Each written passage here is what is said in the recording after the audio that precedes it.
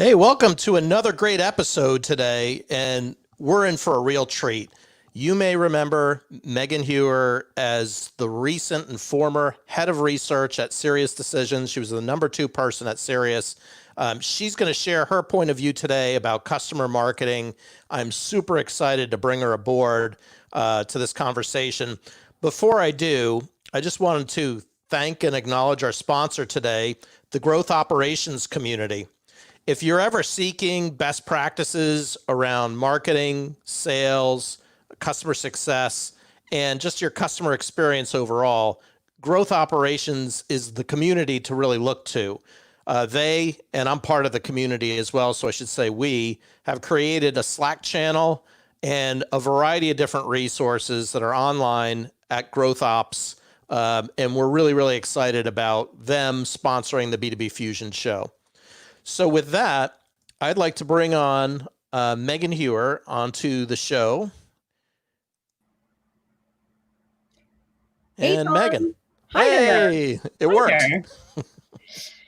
Excellent. Well, hey, I'm really excited. I was just sharing with the audience that you've got a great point of view of research and customer experience.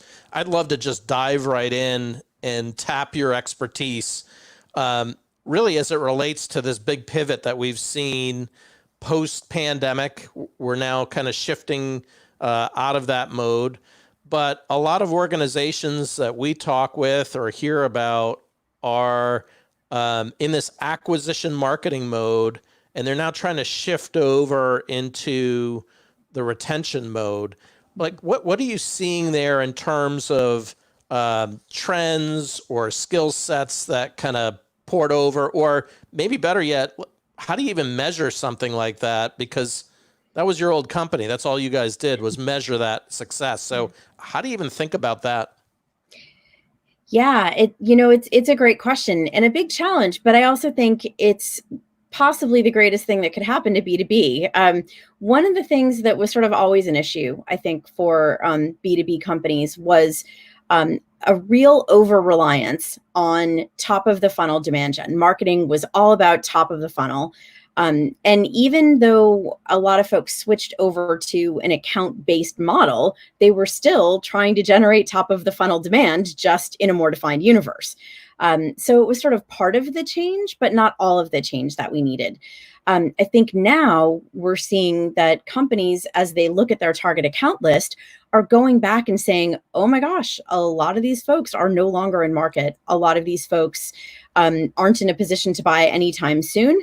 And oh, by the way, we have to make sure the customers we already have choose to stay with us so that we can sustain our kind of, at least sustain our revenues while we wait for markets to reopen and businesses to find their budgets again.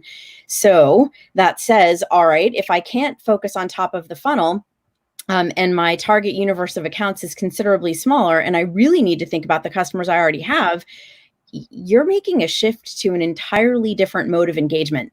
And I think that that's really important, right? It's saying making sure the customers I have are getting value from what they've bought is more important than finding new people to replace them as those customers fall out of our leaky bucket. And changing your mindset to say, okay, how do I help them do that is really, really important, because marketing's toolkit is what those customers want.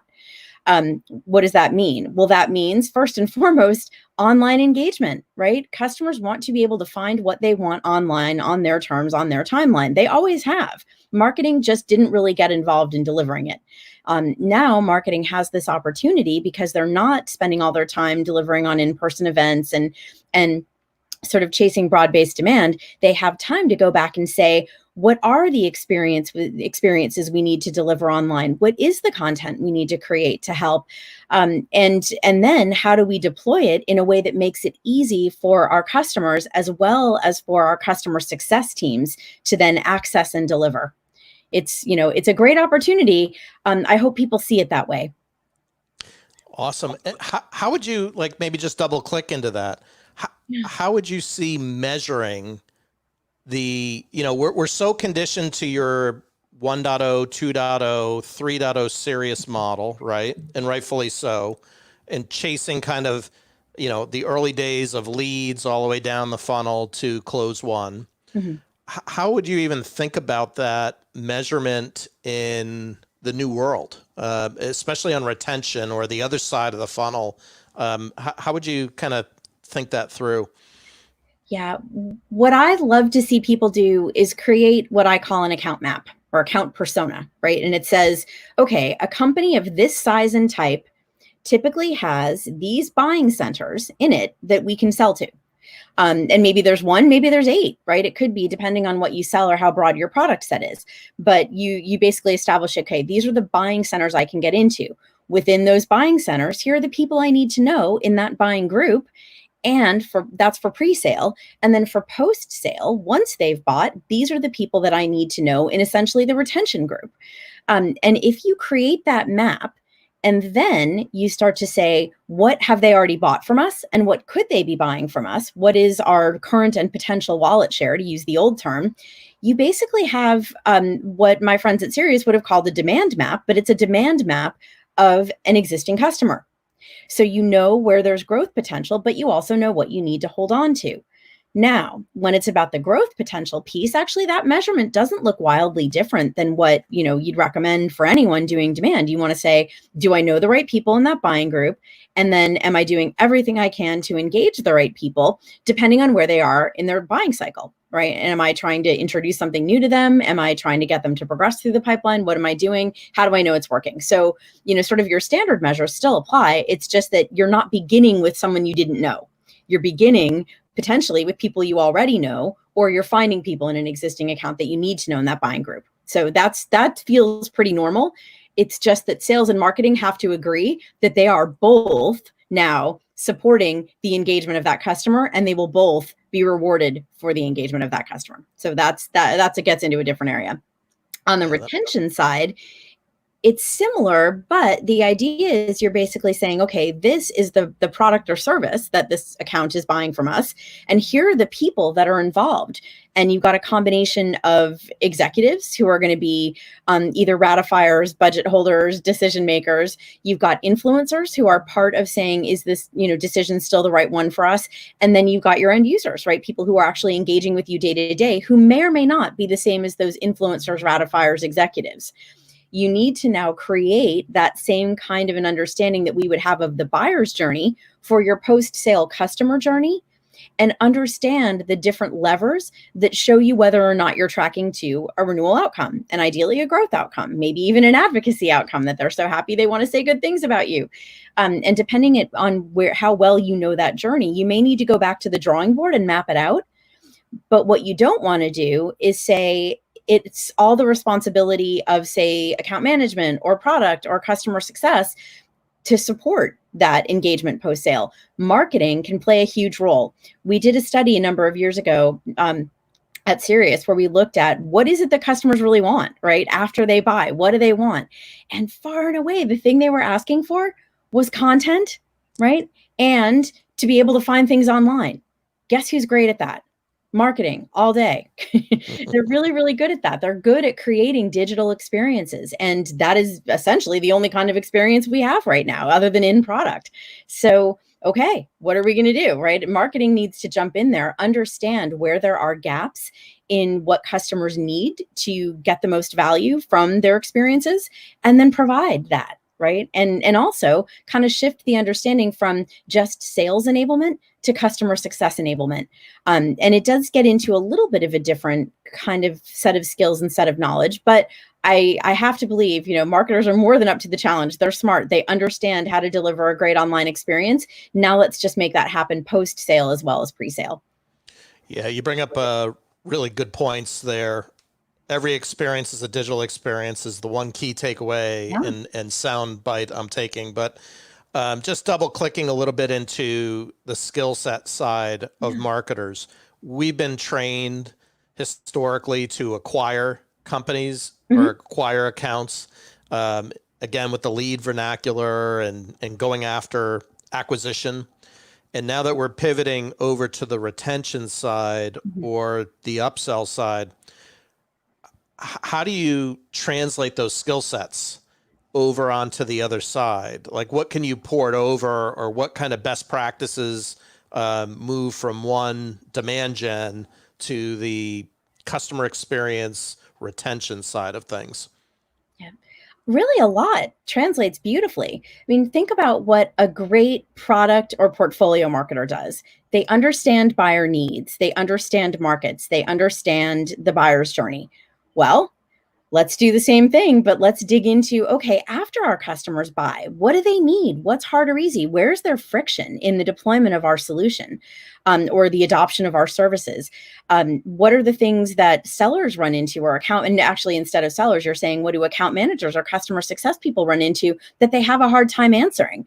What are the things that prevent our customers from fully adopting all the features of our solution? And when you start to dig into that, you're using the exact same toolkit you use to understand your buyers, just you're applying it for your customer. And then from there, well, we've got our content marketers who are really good at creating engaging content around the interest areas that our buyers have. I bet you probably 70, 80% of that is actually relevant for your customers as well. We just didn't put it in front of them. And a lot of it can also be easily adapted to reach those customers. So same, great content creation and compelling engagement is going to work.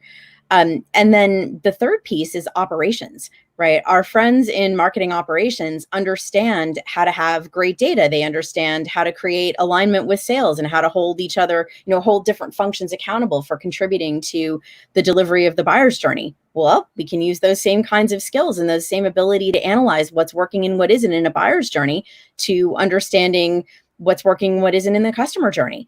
So really the same things we're doing, just applied to a different audience and with the goal of a different outcome, renewal or upsell, is going to just make those transitional kinds of experiences for marketers really easy. Yeah, it makes a ton of sense. And you said a lot of interesting things there, but one thing that resonated was kind of the customer success and customer experience side.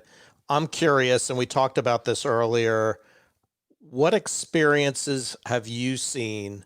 And, comparing to the experiences that recently I've seen where customer support is typically a little bit more junior in terms of the role and responsibility, yet they're dealing with very senior level issues. So there's a big gap that we see marketers potentially filling. How can a marketer help that CS or that CX role from your perspective? Yeah, I think it goes back to a concept I'm seeing called revenue enablement, right? As opposed to sales enablement, it's saying everybody who's customer facing requires a level of enablement. And we spend a lot of time training our sellers on how to engage with customers, no matter how early they are in their career. We give them lots of product knowledge. We give them all of those things. And we do some of that for our customer success folks. But generally speaking, I think there's an assumption that as long as the customer success person sort of keeps in touch with the client and asks them, hey, how's it going? What do you need? They'll be able to somehow magically reach into the organization and find the resources they need to solve for that. But what we need to do is just like with sales, where we work hard to anticipate customer objections and customer interest areas. We seek to understand sort of the whole ecosystem of people who are going to be involved in making a buying decision. We need to help our customer success folks then with the enablement around the customer, the group that they're going to be engaging post-sale, all those people's different needs and interests, the challenges they face, what are the, what's sort of the 80-20 rule of the questions you always get, the things that always are hard, and how do we then create training and content and on-demand learning that will help those customer success people become conversant and confident with all of the different things they're going to need to deliver to that customer after they buy. And I think if we basically apply some of the great learning we've had with sales enablement over the years to a broader set of the revenue team, including customer success, we are going to see much happier customers, and we're going to see both retention and growth rates go up, right? And so if we invest now, while perhaps things on the net new demand side are a little slower, how healthy are those companies going to be coming out of this market? That's an exciting opportunity. Absolutely. You and I could talk B2B marketing all day, all night long. Probably another area that we could talk about all night long. I was looking at kind of our notes before today's conversation. I'm on the receiving end of this. I'm excellent at eating. I'm not excellent at cooking, but a passion of yours outside of B2B marketing, I think, is cooking. Have you been doing a lot of cooking or baking in this unique period that we find ourselves in? I have actually. I've been, and I'm embarrassed to say, I think I've definitely gone back to a fair amount of pasta. I think it's funny. I traveled quite a lot in my, previous lives. And I wasn't home making dinner every single night. I don't think I appreciated exactly what it means to be home making dinner every single night until I did it for the last 3 months. Well, my husband kindly helps as well. But so I will say my menu repertoire is not nearly as creative as my cookbook collection would suggest that it should be. But I'm working on it. I definitely am trying to up my game there. But I will say also my daughter has really become the family baker, and she, I think though her crowning achievement was very early in the pandemic, which was, she said, "I'm going to bake a cake that represents something everybody wants right now." And I was like, "Oh gosh, what, okay, cool. Can't wait to see it." So a few hours later, I get called back into the kitchen and I'm presented with a cake, and guess what it was? Birthday cake? Nope, a roll of toilet paper. There you go. A layer cake covered in homemade fondant, and that was a perfectly sized replica of a roll of toilet paper. I thought that was one of the best uses of baking skills I've seen in a very long time. Very creative. Very creative. Well, if you ever need a volunteer eater to make sure things are safe, just let me know how I can help there. I'm abysmal at the cooking side, so but that's amazing. That is amazing, and it's great skill to pass along. That's one of the skills outside of B2B marketing that I wish somehow I picked up in life. But that's going to bode well for your daughter and down the road. So awesome. She's already surpassed my skill and attention to detail in baking by a lot. So yes, I consider the torch officially passed. There you go.